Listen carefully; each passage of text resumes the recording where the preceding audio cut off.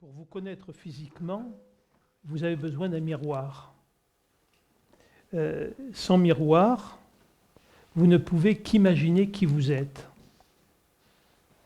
Et pour se connaître dans notre personnalité, pour se connaître dans notre mode de fonctionnement, pour nous connaître intimement, je parle au niveau de ce que nous sommes en tant que être incarné, nous avons besoin du regard de l'autre. C'est le regard de l'autre qui va permettre de savoir qui nous sommes. Pas de savoir qui nous sommes en nous disant « tu es gentil, tu es agréable », ce n'est pas se connaître dans la description de l'autre, mais c'est par rapport à ce que l'autre va avoir comme attitude vis-à-vis de moi que ça va révéler quelque chose en moi. Si la personne me dit effectivement que je ne suis pas, que je suis agressif, ça va toucher quelque chose en moi. Soit effectivement, je vais me révolter parce que je ne vais pas accepter que cette personne puisse avoir un jugement quelconque sur moi, vrai ou faux, mais elle va me permettre, dans sa manière d'agir, de réagir et de me parler, de voir à quel endroit je ne suis pas capable d'accueillir l'autre, à quel moment je vais réagir à travers mes conditionnements, à travers mes croyances, à travers mes mémoires. Et c'est pour ça que la vie n'est que relation. S'il n'y a pas relation, c'est la mort. La relation s'établit partout, en toute chose. La relation s'établit dans l'infiniment petit, au niveau des cellules qui fonctionnent en harmonie, ces milliards de cellules dont on est constitué. Il y a des informations chimiques, électriques, qui partent jusque dans les cellules, qui remontent donner l'information. Alors imaginez-vous qu'au milieu de ça, il y a une cellule qui dit « Ah non, moi je boude, j'ai plus envie de communiquer avec les autres. » Et ça ne fonctionne plus. Voyez ? Partout, on trouve ça. La vie, en tant qu'être humain, est relation. Elle est relation horizontale avec notre environnement, la nourriture, l'air, toutes les personnes qui sont autour de nous, tout est relation. Et qu'est-ce qui permet la relation véritablement ?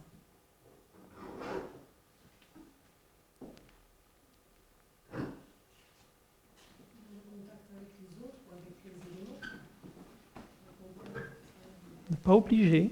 Ça peut justement empêcher la relation. Si vous avez une personne en face de vous qui vous a fait une vacherie, est-ce que vous continuez la relation ou pas ? Donc vous voyez, qu'est-ce qui peut couper la relation ? Le non-amour ? Voilà. C'est tout. C'est pas le non-amour. Parce que le non-amour signifierait le contraire. Mais l'amour n'a pas de contraire. L'absence d'amour. Voilà, l'absence d'amour. L'absence de la liberté de circulation de l'amour. Parce que l'absence de l'amour, bien que c'est juste, hein, la réciprocité de l'amour ? Il n'y a pas de réciprocité. Parce que, et j'entends bien ce que vous dites, mais là vous parlez entre personnes. Vous remettez l'amour à un niveau humain. L'amour n'est pas du tout humain. Aimer, c'est humain. C'est utiliser cette énergie. Mais l'amour, c'est pas du tout, ou pas tout à fait, ou peut-être pas, ou peut-être si, mais c'est pas ce que vous pensez. Et c'est de ça qu'on va parler. Comment? On peut aussi, bien sûr, parce que notre façon de penser n'existe que si effectivement l'amour nous nourrit. Et si effectivement nous laissions cet amour circuler en nous, si nous en avions la possibilité, parce qu'on n'en a pas autant la possibilité que ça, mais ça c'est autre chose, on ne serait que dans la relation, la pure relation. Comme Jésus disait, aimez-vous les uns les autres tels que je vous ai aimés. C'est-à-dire que la manière dont il aimait, il n'aimait pas à partir de la personnalité, qu'il avait complètement transmutée d'ailleurs, mais il aimait à partir de la source qui circulait en lui. Donc le sujet, c'est effectivement, seul l'amour guérit. Parce qu'effectivement, comme on l'a commencé à l'exprimer, dès qu'il n'y a plus de relation au niveau du corps, et il y a maladie. Il y a maladie et petit à petit, il y a affaiblissement et il y a la mort. La mort étant une absence de relation. Donc, qu'est-ce que réellement que l'amour? Parce que c'est vrai que on en entend parler dans les livres, dans les chansons, dans tous les films, on parle que de ça. Et donc, qu'est-ce que l'amour véritablement? C'est quand en vous, l'amour se révèle, il y a des effets immédiats. Et la compassion en fait partie. Parce que l'amour unit. Donc, dès que l'amour se révèle en une personne, il y a immédiatement une bienveillance, il y a immédiatement quelque chose qui s'ouvre à l'autre, il y a un élan du cœur qui se manifeste tout de suite, qui va se faire dans la compassion, qui va se faire dans le don, dans la générosité ou la joie. C'est tout ce qui, toutes ces qualités sont issues de l'amour, mais ils ne sont pas l'amour en fait. Vous voyez, l'amour, c'est... je pense que j'ai écrit un petit peu, tu vas le faire. J'ai noté quelques points pour qu'on puisse un peu... alors, j'ai mis « Espace de l'amour » en titre. Quand je parle « Espace de l'amour », c'est pour essayer de montrer l'amour, non pas comme en le secteur... comment pourrais-je dire, en le mettant dans des tiroirs, mais c'est l'espace d'amour, c'est tout ça. Vous voyez? Donc on peut commencer peut-être en premier temps par le premier, si on peut dire. On pourrait commencer par le dernier, mais on peut commencer par le premier. L'amour inconditionnel.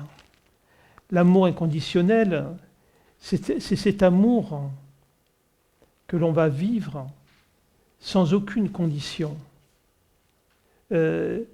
Donc cet amour inconditionnel qui est sans condition ne peut pas être vécu tant qu'il y a un jeu personnel, tant qu'il y a un sentiment d'individualité.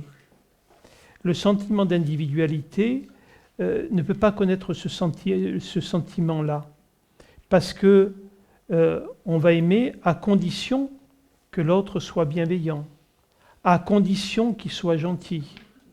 Je ne vais pouvoir aimer l'autre que s'il est conforme à ma manière de penser, à ma manière de vivre, à ma manière de voir la vie.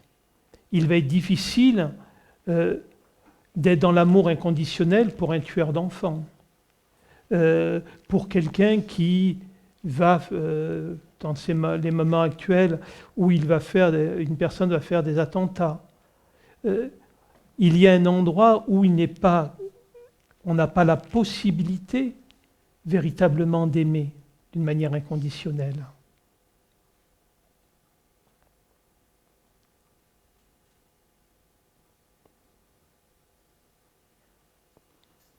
Pardon?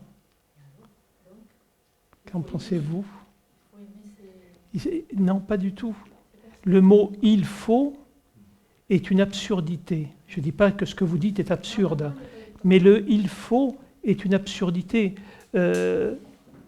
Si vous aimez pas le rouge, est-ce que si on vous dit « il faut aimer le rouge », vous allez aimer le rouge? Non.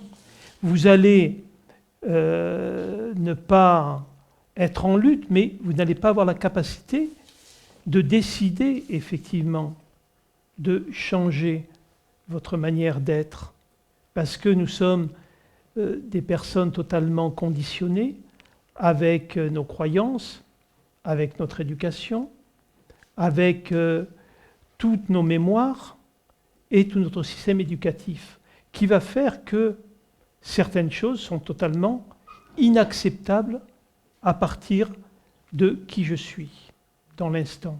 Donc l'amour inconditionnel ne peut apparaître qu'au moment où je vais me libérer du schéma d'individualité. Le schéma d'individualité me fera sortir de mes jugements, de mes croyances, et je vais voir au-delà, je vais voir d'une manière unifiée. Et dans cette manière unifiée, il ne va pas y avoir de jugement. Il ne va pas y avoir la notion de bien ou de mal. Ça ne veut pas dire qu'un tueur d'enfants devient quelqu'un de bien ou pas. Il est, tout simplement. C'est-à-dire qu'on peut condamner un tueur d'enfants. Hein, je prends cet exemple.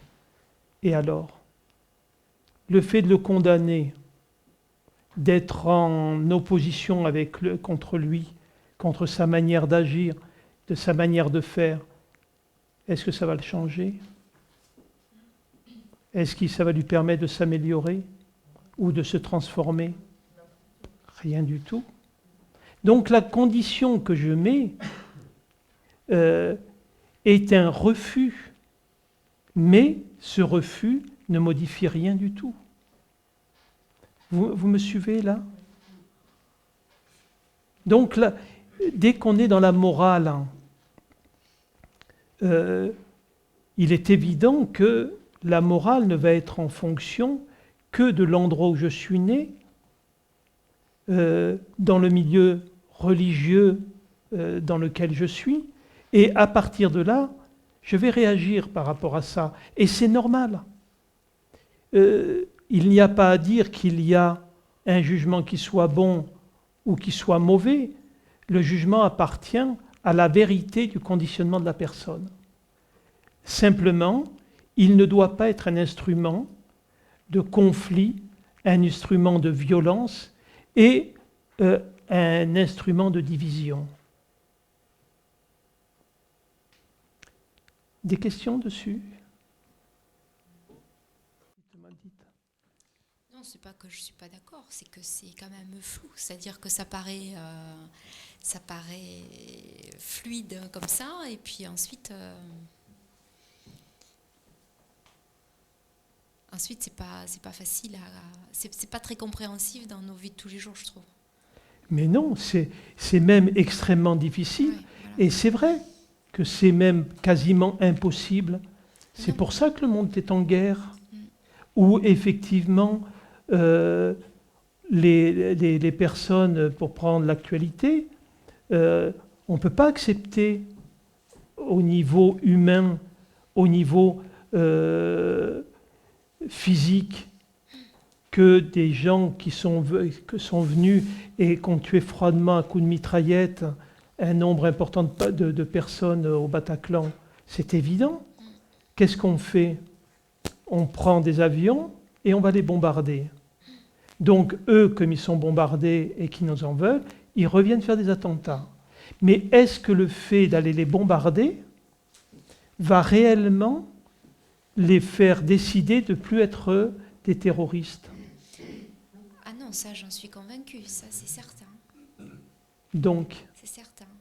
Je pense surtout que c'est quand on est dans un niveau de souffrance, c'est là que je pense que l'on revient au jeu et que l'on ne devrait pas justement.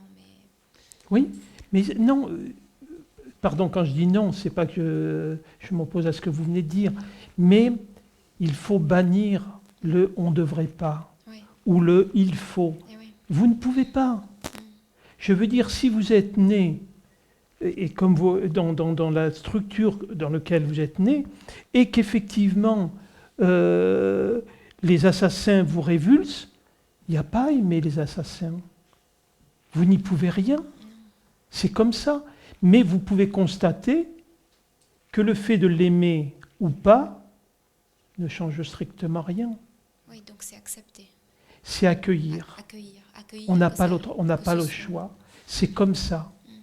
Et effectivement, quand on regarde nos sociétés, depuis des millénaires, tout a été essayé, que ce soit au niveau religieux, où on a prêché, soi-disant, l'amour universel, d'aimer Dieu, d'aider son prochain, et on se retrouve bizarrement à avoir tué plus de monde au nom de Dieu qu'au nom du diable. C'est quand même étrange. On a essayé au niveau éducatif. Il y a toutes sortes de choses qui ont été essayées dans l'enseignement Montessori, Steiner, tout ce que l'on veut. Ça n'a pas changé le monde. On a essayé au niveau spirituel. Il y a plein d'êtres qui ont trouvé la paix en eux et qui ont témoigné. Ça n'a rien changé. Au niveau politique, on a essayé le marxisme, on a essayé le libéralisme, on a essayé le socialisme, on a essayé le totalitarisme. Voilà, j'aime pas ce mot, bon, c'est pour ça. Hein, et plein d'autres, ça n'a rien changé. On a essayé au niveau technologique d'apporter toujours plus à l'homme, ça n'a rien changé. Le changement, il ne peut pas venir de l'extérieur. Le monde n'est que une conséquence d'actes qui sont posés. Si on reprend cette actualité des terroristes, tous les observateurs politiques le disent bien. Les Américains sont allés en Irak, il y a eu une guerre, ça a créé des factions, et petit à petit, ça a créé ce groupe qui est dans une haine et dans une violence contre l'Occident. Effectivement, on peut avoir un point de vue, on peut être contre tout ce que vous voulez, mais on en revient encore au fait que qu'est-ce que ça change ? Donc en fait, qu'est-ce qu'il aurait fallu faire à ce moment-là ? C'est-à-dire au moment de ces actes de terrorisme, c'était uniquement à accueillir et... Il n'y a rien à faire. Il n'y avait rien à faire. Rien à faire. C'est-à-dire, si ça vous révolte, ça vous révolte. Ouais, voilà. Si ça vous met en colère, ça vous met en colère. C'est-à-dire que... tu effaceras ça parce que je me suis trompé. Non, je veux dire, c'est pas... Si ça vous met en colère, c'est juste de laisser l'émotion. Il y a la colère. Mais il n'y a personne en colère. Ceux qui se révoltent, c'est en fait votre éducation, vos croyances, vos mémoires. Il n'y a personne, ça, elles réagissent. Donc il faut les laisser réagir. Il n'y a pas du tout à être dans cette espèce d'imbécilité de dire « oui, mais il ne faut pas que je juge, il faut que je sois tolérant, il faut que je puisse aimer mon prochain ». C'est de la mascarade. Oui. Soit c'est comme ça, soit ça ne l'est pas.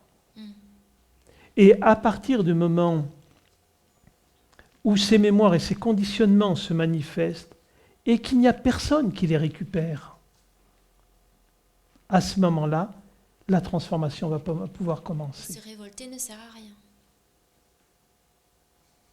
Et qu'est-ce qu'on a fait à la Révolution française? Le peuple s'est révolté. Simplement, on a guillotiné la noblesse, c'est la bourgeoisie qui a pris le pouvoir. Ouais, donc c'est ça. Et les pauvres ont continué à crever de faim. Ouais. Donc c'est une perte d'énergie au lieu de justement faire émerger cet amour qui Oui, guérit. parce que tout ça, c'est ça là, le fait que la relation ne fonctionne pas. Parce que je parlais tout à l'heure de l'infiniment petit, mais c'est pareil pour l'infiniment grand. Si entre les peuples, il n'y a pas la relation, c'est-à-dire cette circulation d'amour, c'est la guerre, c'est le conflit. Il n'y a plus de communication. On rejette l'autre parce qu'il n'a pas la même vérité que nous. Tandis que l'autre peut ne pas avoir la même vérité que nous. Et alors, où est le problème? Il n'y en a pas.